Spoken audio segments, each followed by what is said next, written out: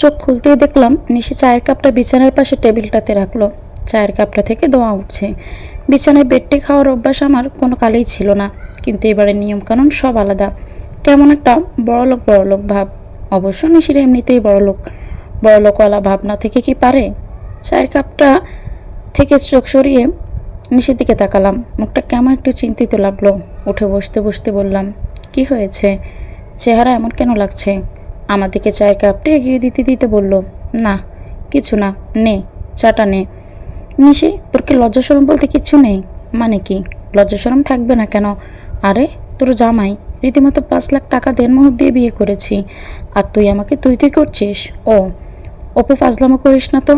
এমনিতেই টেনশন লাগছে খুব, আর তার উপর তুই ফাজলামো শুরু করেছিস। টেনশনের কি আছে?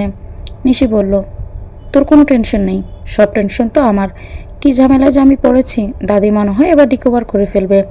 কি বলছিস তুই? কথাটা এমনভাবে বললাম যেন নিষিদ্ধ দিয়ে যাত্রায় বেঁচে গেলে আমার বড় ক্ষতি হয়ে যাবে। কিন্তু একটু পর নিজের কাছে লজ্জা লাগলো। ছি ছি, কি ভাবছি আমি। আমি বললাম, সরি, কিছু মনে করিস না। না ঠিক আছে। আমিও খানিকটা চিন্তিত। আমি ভাবিনি এমনটা হবে। নিজে আটকেছি, তোকেও আটকেছি। তার উপর নিশি চুপ করে গেল। তারপর নিশি বলল, বাবা তোকে আজ অফিসে নিয়ে যাবে বলছিল। কি বলিস তুই? উনি সিরিয়াস? সে কি? কি সর্বনাশের কথা! কেন? কেন মানে? তুমি তার একমাত্র মেয়ের একমাত্র জামাই, তোমাকেই তো সব কিছুর দায়িত্ব নিতে হবে। আর জামাইয়ের গুল্লি মারি, কথাটা মনে হয় একটু জোরেই বলে ফেলেছিলাম। নিশি বলল, আরে আস্তে। আমি গলা নামিয়ে বললাম, জামাইয়ের গুল্লি মারি? জামাই তো আর আসল না, ভুয়া জামাই। জামাই যে ভুয়া সেটা তুই জানিস, আমি জানি, কিন্তু তোর শ্বশুরমশাই তো আর জানেন না। নিশি, তা তো আমি জানি। তুই কি বুঝতে পারছিস যে খবর যদি আমার বাসায় পৌঁছায় তাহলে কি হবে? আমার বাপ যদি জানতে পারে যে আমি বিয়ে করে ফেলেছি, তাহলে আমাকে স্রেফ গুলি করে দিবে। আর তুই আমার বউ না, তোকেও গুলি করবে। আমার বাবার কাছে একটা ব্রিটিশ আমলের দোলানা বন্দুক আছে, আমার দাদার বন্দুক আছে বুঝলাম, কিন্তু আমাকে কেন গুলি করবেন উনি? আমি কি করেছি? কি করেছিস? আমার বাপ কি মনে করে জানিস? আমার বাপ মনে করে আমি হলাম গাধা, আর আমাকে যে বিয়ে করবে সে হবে আমার থেকে বড় গাধা, আর তার মতে গাধাদের বেশি দিন বাঁচা থাকার অধিকার নেই। নিশি বলল, ঠিক আছে, বেশি কথা বলতে হবে না, ফ্রেশ হয়ে জলদি নাস্তার টেবিলে আয়। নিশি চলে গেল। আমি বাথরুমে ঢুকলাম। আমার মনটা ভালো হয়ে গেল। নিশি, এই বাথরুমটা আমার খুব পছন্দ। পুরো বাথরুমটা একদম নীল রঙের, বাথটাবটাও নীল রঙের। যখন বাথটাবে গা ভাসিয়ে শুয়ে থাকে জীবনটা বড় আনন্দময় হয়। ইস, যদি নিশি ওই দিন আমাকে কথাটা না বলতো, তাহলে এই নীল বাথরুমে গোসল করাই হতো না, জীবনটা অর্ধেক বৃথাই হয়ে যেত। নিশির সাথে সখ্যতা প্রথম থেকেই ছিল, তুই তোকারের সম্পর্ক প্রথম থেকে। ও আমার খুব ভালো বন্ধু, তাই বন্ধুর উপকার করতে এসেছিলাম, আর এসে যে এমনভাবে আটকে যাব ভাবিনি। ক্লাসে একদিন নিশি আমাকে ডেকে বলল, তুই কি কয়েকদিনের জন্য আমার হাজব্যান্ড হতে পারবি? আমি প্রথমে ভেবেছিলাম নিশি হয়তো এমনিতে ফান করছে, কিন্তু ওর মুখ দেখে মনে হলো না, ও বেশ সিরিয়াস। তুই কি সিরিয়াস? রাজি কিনা বল, না হলে অন্য কারো কাছে যাই। কেসটা কি আগে বল, তারপর না হয় বলি। নিশি বলল, এখানে বলা যাবে না, আগে বাইরে চল। ক্যাম্পাসের বাইরে একটা রেস্টুরেন্টে গিয়ে বসলাম। এবার বল। নিশি কিছুক্ষণ চিন্তা করে নিল, যেন কিছু গুছিয়ে নিল। তারপর বলল, আমার দাদির অবস্থা খুব ক্রিটিক্যাল, আইসিইউতে আছে, খুব বেশি দিন আর স্টে করবে না। ও দাদির খুব ইচ্ছা মরার আগে উনি তার নাচ জামাই দেখে যাবেন। ও ও মানে? আমি কিছু বুঝলাম না। নিশি বলল, আরে গাধা, মানে হলো আমার জামাই দেখতে চান উনি। আমি কিছুক্ষণ তাকিয়ে রইলাম নিশির দিকে। এ মেয়ে ঠিক কী বলতে চাইছে? নিশি বলল, আমি চাই তুই আমার হাজব্যান্ড হয়ে দাদির সামনে যাবি। একটা কথা বলবো? বল। আমি যতদূর জানি তুই তোর দাদিকে একদম পছন্দ করিস না, তাহলে? আর বলিস না, আমি পছন্দ না করলে কি হবে? আমার বাপ তো তার মাকে পছন্দ করে, নিজের মা শেষ ইচ্ছে বলে কথা। আমাকে তো তার জোর করে কিছু বলতে পারছে না, কিন্তু আব্বুর মুখটা দেখে আমার কেমন জানি খুব মায়া লাগছে। তাহলে সত্যি সত্যি বিয়ে করে ফেল। নিশি কিছুক্ষণ আমার দিকে তাকিয়ে থেকে বলল, দেখ, অ্যাডভাইস দিবি না, তুই হেল্পটা করবি কিনা বল। তা না হলে তা না হয় করলাম, কিন্তু যখন সত্যটা সামনে আসবে তখন কি করবি? তোর বাপকে কি জবাব দিবি সে চিন্তা আমার। এখন এই ঝামেলাটা তো দূর হোক, তুই হবি? আমি হাসলাম, বললাম, হতে পারি। একটু নাইসলি বল, আমার সামনে হাঁটু গেড়ে বল যে, কাব্য, আমি তোমার প্রেমে দেওয়ানা হয়েছি, তুমি কি আমার হাজব্যান্ড হবে? আহা, সাত কত! কি বলবি না? মরে গেলেও না। ওকে, আর কি করা। তবে একটা কথা, এই কথা যেন আমার বাসায় না পৌঁছায়। যদি আমার বাপ জানতে পারে তাহলে কিন্তু আমার খবর আছে। আরে কোনো সমস্যা নেই, ভার্সিটি তো এখন বন্ধ, সপ্তাহখানেক তুই আমাদের বাসায় থাকবি, ব্যাস, আর কিছু না। তোদের বাড়ি মানে ঘর জামাই। নিশি হাসলো। আমরা ভেবেছিলাম নিশির দাদি খুব বেশি দিন টিকবে না আর আমাদের কোনো সমস্যা হবে না, কিন্তু এখন দেখছি অবস্থা খারাপ। যদি এ যাত্রায় টিকে যায়, আমার তো খবর আছে, আর কোনোভাবে যদি বাসায় জেনে যায় তাহলে তার কোনো কথাই নেই। চুপচাপ নাস্তা খাচ্ছিলাম, এমন সময় নিশির বাবা বলল, আজকে তোমাদের দুজনের কোনো প্ল্যান আছে নাকি? নিশি বলল, কেন আব্বু? না আসলে আমি কাব্যকে আমাদের অফিসে নিয়ে যেতে চাচ্ছিলাম। কি বলো কাব্য? আমি নিশির দিকে তাকালাম, ও চোখ দিয়ে ইশারা করলো না বলতে। আমি নিশির বাবার দিকে তাকিয়ে বললাম, আমি অফিসে গিয়ে কী করব? নিশির বাবা বলল, এটা কেমন কথা? সামনে গিয়ে তুমি তো অফিসের দায়িত্ব নেবে। আমি আমি হাসলাম, বললাম, কিন্তু আমি কিভাবে নেব? এসব তো এখন তোমারই। আঙ্কেল, আপনার একটু ভুল হচ্ছে মনে হয়। আপনি হয়তো ভেবেছেন নিশির হাজব্যান্ড হিসেবে আমি এসব কিছুর দায়িত্ব আমি নেব, কিন্তু আমি এটা করতে পারবো না। নিশির বাবা আমার দিকে জিজ্ঞাসা নিয়ে তাকিয়ে থাকলো। আমি বললাম, এসব কিছু আপনার থেকে নিশি পাবে, এগুলোর মালিক নিশি হবে, এর দেখাশোনার দায়িত্ব নিশির। যদি এর সব কিছুর দায়িত্ব আমি নিই তাহলে মানুষ বলবে যে আমি শ্বশুরের টাকায় নিজেকে প্রতিষ্ঠিত করেছি। এটাকে আমার আপত্তি আছে। আমি আমার নিজের যোগ্যতায় বড় হতে চাই। আমার কথা শুনে নিশির বাবা বেশ পুলকিত হলেন বলে মনে হলো। নিশিও দেখলাম অর্থপূর্ণ চোখে তাকালো। নিশির বাবা বলল, আচ্ছা, তুমি যা চাও তাই হবে, আমি জোর করব না। তো তোমার বাবার নাম্বারটা আমাকে একটু দাও। আমার বুকের ভেতর কেমন করে উঠলো। জি? নিশি বলল, আব্বু, তোমাকে আমি কি বলেছিলাম? আরে আমার মনে আছে তো। আমি ওনাকে আগে বিয়ের কথা বলবো না। আমি ওনাকে আগে বিয়ের জন্য প্রপোজাল পাঠাবো। রাজি তো হয়েও যেতে পারে, তারপর দেখা যাবে। আর যদি রাজি না হয় তাহলে ফোন রেখে যাব, কোনো তো সমস্যা নেই। তারপর আমার দিকে তাকিয়ে বলল, দাও নাম্বারটা দাও। আমি একবার নিশির দিকে তাকালাম আর একবার নিশির বাবার দিকে তাকালাম। মোবাইলটা বের করতে যাব, ঠিক তখনই ফোন বেজে উঠল। আব্বার ফোন। আমার বুকটাও ধুক করে উঠল। আমি ফোন রিসিভ করলাম। আসসালামু আলাইকুম আব্বা। কোথায় তুমি? সর্বনাশ, তুমি? আমার আব্বা আমাকে সব সময় তুই করে বলেন, কিন্তু যখন কোনো সিরিয়াস বিষয় হন তখন তুমি। তার মানে কিছু হয়েছে। কি হয়েছে? কি হলো? কথা বলছো না কেন? কোথায় আছো তুমি? আমি শ্বশুরবাড়ি। আমার বুকটা মনে হলো এখনই ফেটে যাবে। আমি শ্বশুরবাড়ি, এটা আমার বাপ জানলো কিভাবে? তুমি থাকো ওখানে, আমি আসছি। তুমি এত বড় লায়ক হয়ে গেছো যে আমাকে না জানিয়ে বিয়ে করে ফেলেছ, তার উপর শ্বশুরবাড়ি গিয়ে উঠেছ ঘর জামাই হয়ে। তুমি থাকো, আমি আসছি। আব্বা ফোন রেখে দিল। ফোন রাখার পর নিশি আমার দিকে তাকিয়ে বলল, কি হয়েছে? আমার আব্বা আসছে মানে? উনি জানলেন কিভাবে? আমি কিভাবে বলবো? আমি উঠে পড়লাম। এখানে থাকে এখন একদম নিরাপদ নয়, আমার অবস্থা আসলেই খারাপ। নিশির আব্বা বলল, আরে তুমি তো ভয় পাচ্ছ কেন? আপনি আমার বাবাকে চিনেন না। ওনার মতো রাগী মানুষ আমাদের এই এলাকাতে আর একটাও নেই। আমাকে যদি এখন এখানে পায় একদম চিবিয়ে খেয়ে ফেলবে।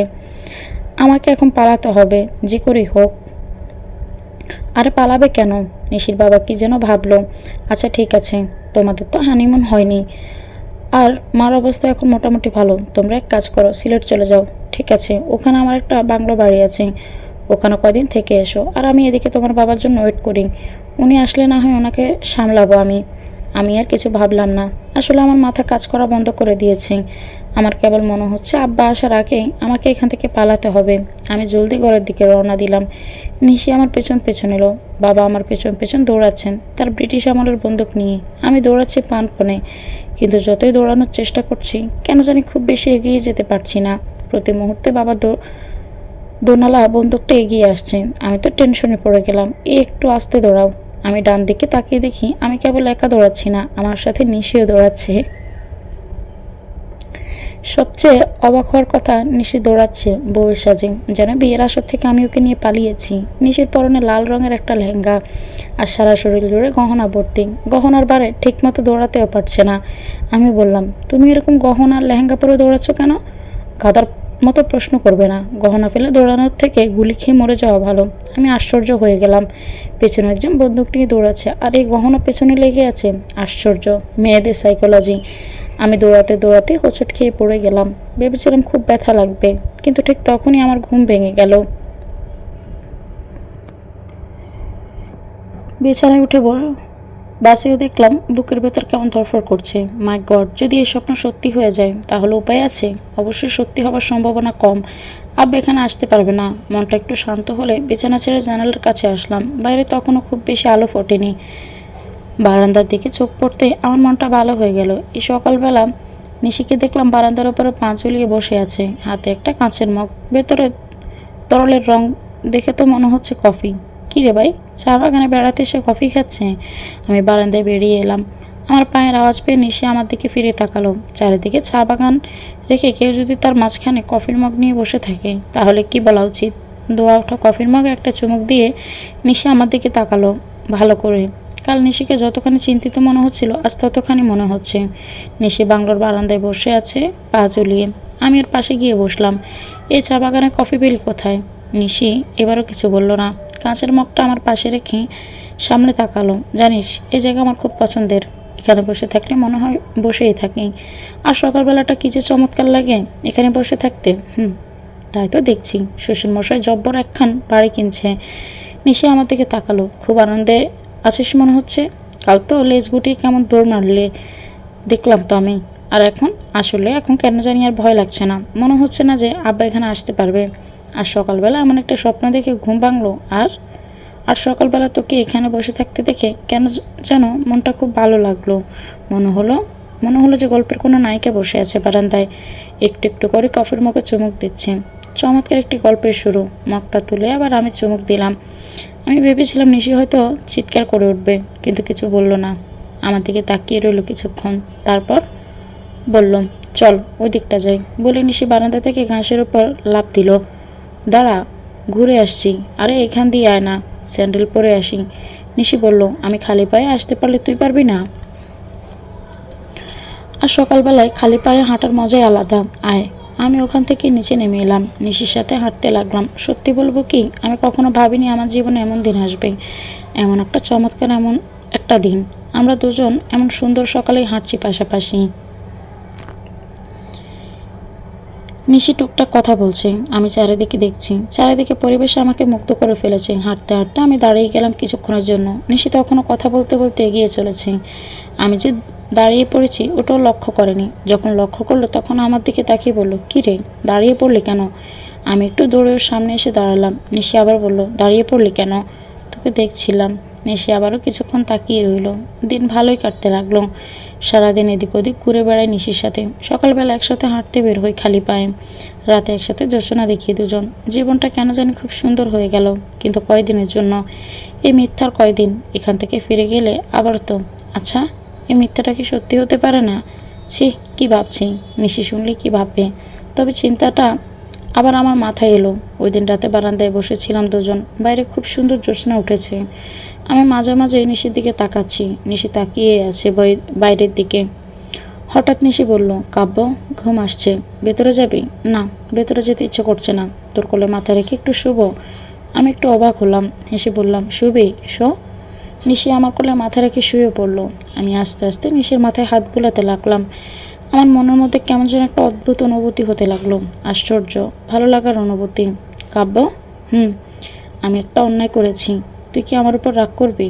কি করেছিস? নিশি কিছু না বলে আমার দিকে তাকিয়ে রইল। কি হলো বল? না, বলবো না, থাক। আমি আর কিছু জানতে চাইলাম না। এখন না হোক পরে এক সময় জিজ্ঞেস করে নেব। এখন এই চমৎকার সময়টা নষ্ট করতে ইচ্ছে করছে না। সকালবেলা আবার সেই একই স্বপ্ন দেখে ঘুম ভাঙলো। আবার বন্দুক নিয়ে আমার পেছনে দৌড়াচ্ছেন। তবে আজ হোঁচট খাওয়ার আগে ঘুম ভাঙলো নিশির ডাকে, ওঠ, গুড মর্নিং। তোকে গুড মর্নিং বলতে পারছি না। কেন? নিশি কোনো কথা না বলে ঘর থেকে বের হয়ে গেল। আমি বিছানা থেকে উঠে পেছন পেছন গেলাম। বারান্দায় এসে আমার বুকে 420 ভোল্টের একটা শক লাগলো। আমার মনে হলো নিশির পেছনে না আসাই বোধহয় ভালো ছিল। বারান্দায় একটা টেবিল পাতা ছিল। টেবিলের চারপাশে 4টা চেয়ার। সেই 4টা টেবিলের একটাতে আব্বা বসে আছেন, আর একটাতে নিশির আব্বা। 3 নাম্বারটাতে নিশি গিয়ে বসলো। আর প্রথমটাতে মনে হলো আমি স্বপ্নই দেখছি। এটা তো হতে পারে না, কিন্তু স্বপ্ন তো একটু আগেই দেখেছিলাম। নিশি আমাকে ডেকে আনলো। তাহলে কি স্বপ্নের মধ্যে স্বপ্ন দেখছি? ইনসেপশন মুভিতে যেমন হয়। আব্বা চা খাওয়ার ব্যস্ত, আমার দিকে তাকায়নি এখনো। আমি কি করব ঠিক এখনো আমার মাথা কাজ করছে না। দৌড় কি মারবো? নিশির আব্বা বলল, দাঁড়িয়ে কেন, বসো। নিশি, ওকে চা দেন। নিশি টিপ থেকে চা ঢালতে শুরু করলো। আমি দুরু দুরু বুক নিয়ে বসলাম চেয়ারে। চায়ে এক চুমুক দিয়ে আবার নিশির দিকে তাকিয়ে বলল, তোমরা কবে বিয়ে করেছ? নিশি বলল, জি আঙ্কেল, এই 2 সপ্তাহ আগে। আব্বা নিশিকে জোরে একটা ধমক দিল, এত জোরে যে আমার হাত থেকে চায়ের কাপ পড়ে যেত। আব্বা বলল, আঙ্কেল বলছো কেন? আমি তোমার আঙ্কেল হই? আমি ভেবেছিলাম নিশি ধমক খেয়ে ভয় পাবে অথবা মন খারাপ করবে, কিন্তু আমাকে অবাক করে দিয়ে নিশি হেসে ফেললো। আরে এই মেয়ে সমস্যা কি? এই মেয়ে হাসে কেন? নিশি বলল, সরি বাবা। আব্বা বলল, কোথায় করেছো বিয়ে? জি, মগবাজার কাজী অফিসে। দেড়মোহর কত করেছ? আমি পড়লাম বিপদে, আল্লাহ জানে নিশি কি বলে। জি, 5,01,000 টাকা। এবার আব্বা আমার দিকে তাকালো। বিয়ে যে করলে বউকে দেড়মোহরের টাকা দিবি কোথা থেকে? আমি মনে মনে একটু প্রসন্ন বোধ করলাম। আব্বা তুমি থেকে তুইতে নেমে এসেছে, তার মানে রাগ একটু কমেছে। কিন্তু পরক্ষণে আমার মনে আর একটা চিন্তা মাথায় এলো। আব্বার ভাবচক্কর দেখে মনে হচ্ছে তো আব্বা আমার আর নিশির বিয়েটা সত্যি বলে ধরে নিয়েছে। ও মাই গড, এটা তো আরও বড় সমস্যা। বাবা যদি কাবিননামা দেখতে চায়, ওটা নীলক্ষেত থেকে বানানো। আমার মনের কথা মনেই রইল। বাবা বলল, কাবিননামা কোথায়? সর্বনাশ আঙ্কেল, ওটা তো সঙ্গে আনেনি।